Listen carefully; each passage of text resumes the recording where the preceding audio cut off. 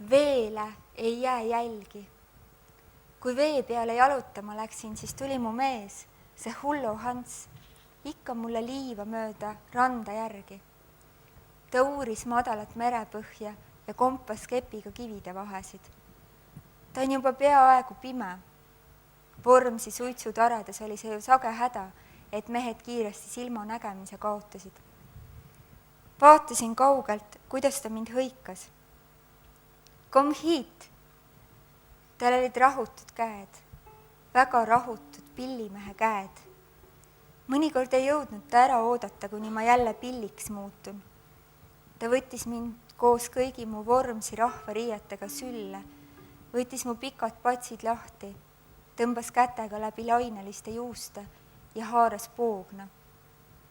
Mu juustel mängis ta ikka kõige ilusamini ja see muutiski mind taas pilliks, helisevaks, ühe puu laekaks. Mu jalad, mis olid harjunud laulvatel liivadel ja soolastel lainetel jooksma, kaardusid kandleaisteks. Las ta otsib mind, las ta hüüab siin mererannas, las kardab, et ta mind enam kunagi ei näe. Ainult tema ahastusest silmadest usun, et ta armastab mind. Alles öösel kõrtsis hüüan talle vastu. Ja hää! Ma olen siin, siin, siin.